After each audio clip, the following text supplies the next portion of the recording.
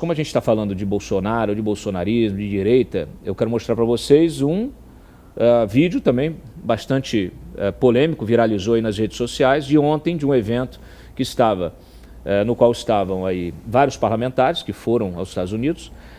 Estava lá o Eduardo Bolsonaro e o Steve Bannon. Steve Bannon é o ex-estrategista do Trump, do primeiro mandato. Ele é, vamos dizer assim, o mentor, né, dessa alt-right, desse novo movimento conservador internacional. Tá? Então ele é muito amigo do Eduardo Bolsonaro, né, e trouxe o Eduardo. O Eduardo é o embaixador, né, da chamada CEPAC, né, que é aquele evento que acontece anualmente, conservador que acontece anualmente. E ontem estavam os dois nesse evento. E eles comentaram, naturalmente, a proibição aí do Bolsonaro e falaram também de eleição presidencial 2026 e próximos anos. Roda aí o vídeo, na sequência eu quero o teu comentário da Carol. Why the Marxist communist in Brazil kept his passport. And you know why they did that? Why they did that? Because they don't want him on a world stage in the United States where he's beloved by the whole entire world. Why? He's a freedom fighter. We put this on in honor of the Brazilians also. Can we have a show of hands of the Brazilians right here? We are united in the core.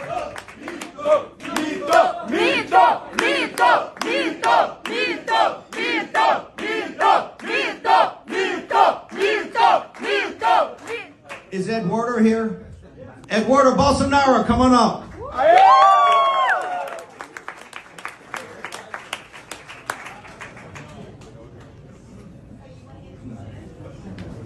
Can we give it up for Eduardo Bolsonaro?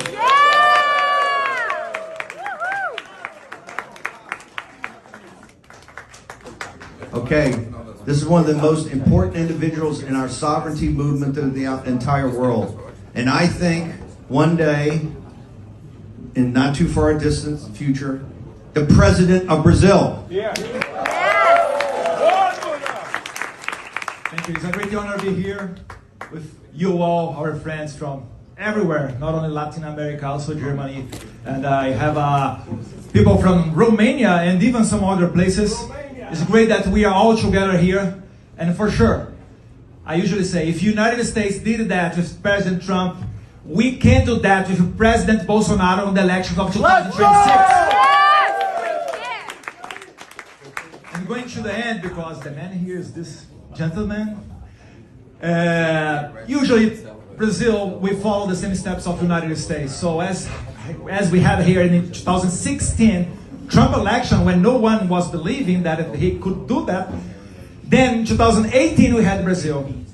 And 4 years later, in the both elections, I mean non-fair elections, very hard elections, everybody saw how was that.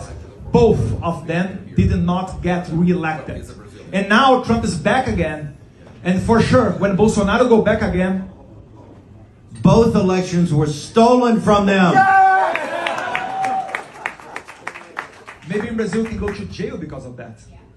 And I'm not kidding. So, my father cannot run because he criticized the electoral process in a meeting with ambassadors. Can you imagine that? You have someone convicted for corruption, laundering money, that is now our current president, Lula da Silva, that is together with our Supreme Court, Alexandre de Moraes. And then my father cannot be president because he met ambassadors and criticized the electoral process. Come on. We have to return that. So thank you for all your support, and we are all together in the same boat. God bless America. God bless Brazil. Yes. Well done, Edu. 2026, your father returns as the president of Brazil, correct? Sure, yes. Yes. Can we give it up? 2026 for Bolsonaro. Yes.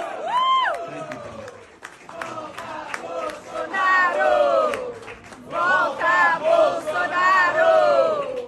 Volta, Bolsonaro!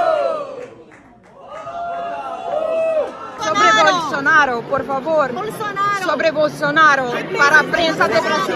Amigo, y lamento mucho que el régimen de Lula no lo haya dejado venir.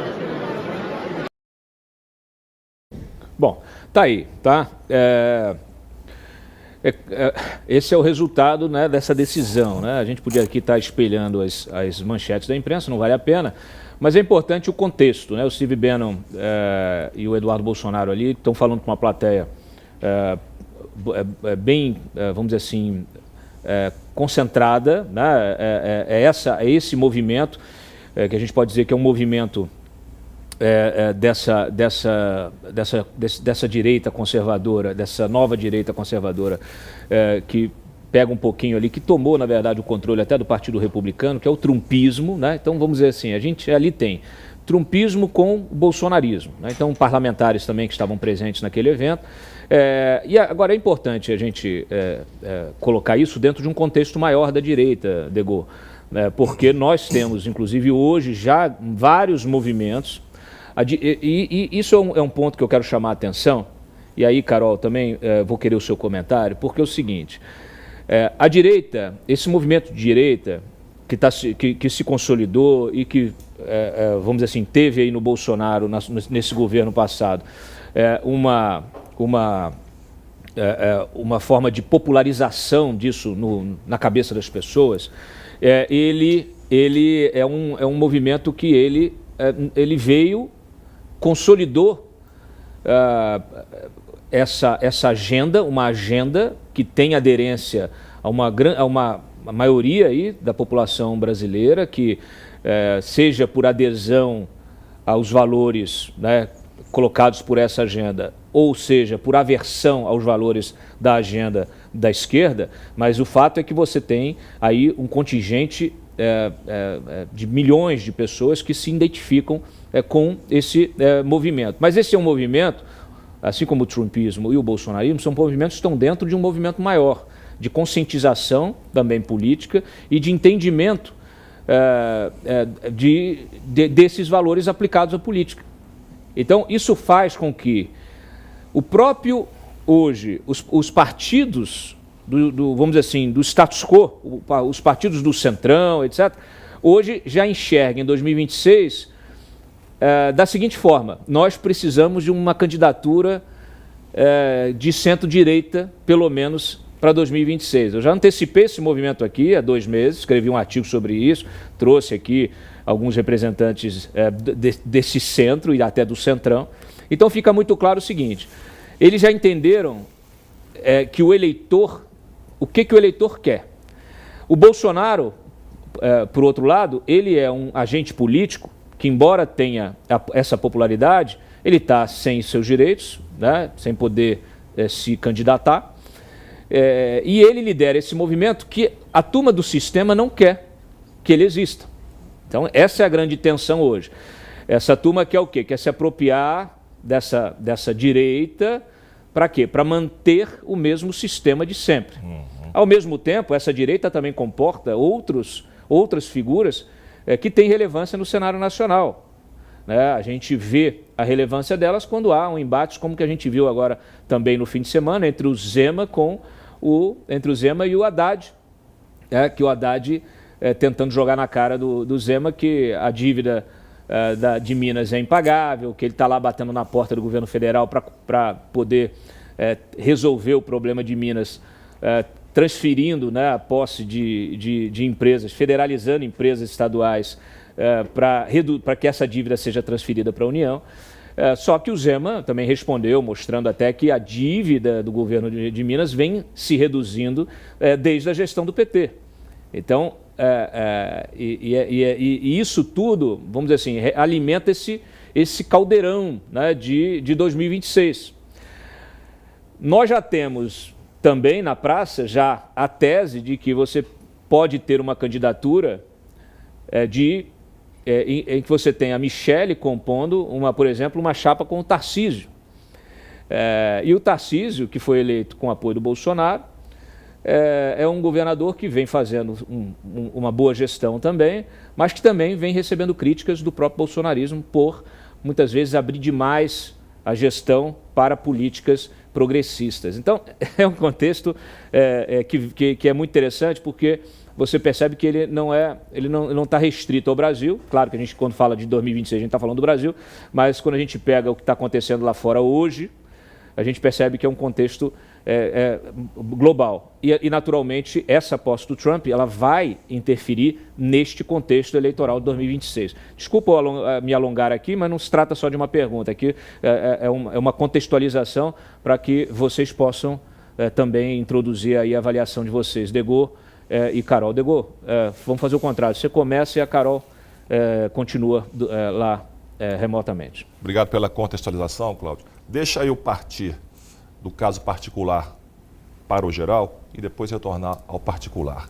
Esse evento aí que estava o Bannon, o Eduardo Bolsonaro, os parlamentares brasileiros, isso não era um evento direcionado para os parlamentares brasileiros, para o Brasil.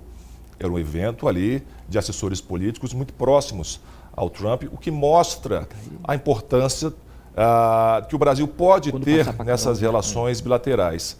Para quem assistiu o programa da sexta-feira, em que eu mencionei que a diplomacia lulopetista tinha conseguido transformar ou colocar o viés da relação Brasil-Estados Unidos na pior posição possível nos últimos 200 anos e tirado o Brasil de uma posição neutra ali para uma posição de antagonista estratégico, o trabalho que está sendo realizado junto aos parlamentares em Washington, junto ao próprio Trump, mostra que, do ponto de vista institucional e pessoal, o Brasil e a América Latina como um todo vai ter uma importância grande e isso vai ter impactos aqui dentro. Mas isso não surge do nada, isso não surge do vácuo.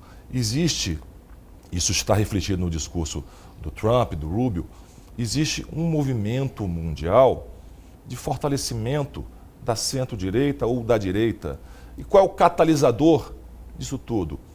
É a crescente aversão das pessoas, do cidadão comum, àquela agenda progressista, aquela chamada agenda woke, que tenta empurrar goela abaixo valores que não são o do cidadão comum, o do cidadão médio, como eu já mencionei, a questão de sexualidade, de família, de religiosidade. Então, começa a haver uma certa aversão sobre isso em escala mundial. Isso acontece na Alemanha, a direita está muito próxima de voltar ao poder. Na França, o Macron está em dificuldades. Na Inglaterra, em Portugal, no Canadá, nos Estados Unidos, no México. Isso em escala mundial. Aqui no Brasil, basta você ver os índices de desaprovação do presidente Lula. Voltando para o caso particular dos Estados Unidos, Trump tem um compromisso muito grande com o eleitor que compartilha esses valores da direita ou da centro-direita. E, diferentemente do seu primeiro mandato, em que os resultados não surgiram naquela magnitude que ele alcançava, a previsão agora é de que ele venha realmente muito mais disposto a colocar a sua agenda em prática e, para isso, vai se valer do seu método de negociação, que é muito particular, muito peculiar. Muito bem. Pode botar a Carol, por favor. Pode. Cláudio, o que eu acho sobre essa reunião com o Bannon, né? Política, tudo são sinais e o que você quer transmitir. Bannon não é um sujeito que foge de polêmicas, ele já teve, inclusive, preso, né? Foi solto recentemente, foi um estrategista do Trump extremamente polêmico e é alinhado assim ao Bolsonaro nesse movimento que eles têm dos conservadores, do CEPAC. Eduardo Bolsonaro é um grande líder desse movimento, mas o que eles estão sinalizando é jogar para uma plateia que é populista, né? Eu não chamo nunca isso de extrema-direita, porque são ideologias, são projetos de políticas públicas e não é disso que se trata, mas de um populismo. E aí a gente vê ali pela fala do Eduardo, meu pai não pôde vir porque ele está sendo condenado por uma reunião com embaixadores. Independente de julgar o mérito do que o Bolsonaro está sendo julgado agora, se está certo, se está errado, não é só isso.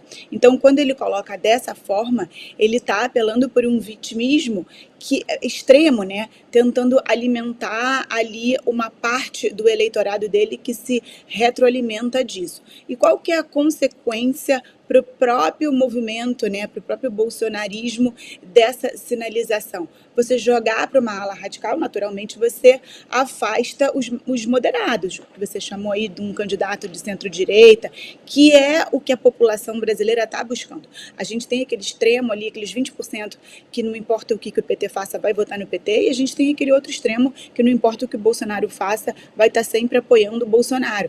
Eu acho que o desafio agora que a gente tem que pensar para 26 são esses 10%, 20% de eleitores que podem mudar o voto dependendo de quem for. Aquele eleitor que votou no Lula porque não queria o Bolsonaro ou que votou no Bolsonaro porque não queria o Lula. Eles estão procurando um candidato que tenha um discurso um pouco mais moderado.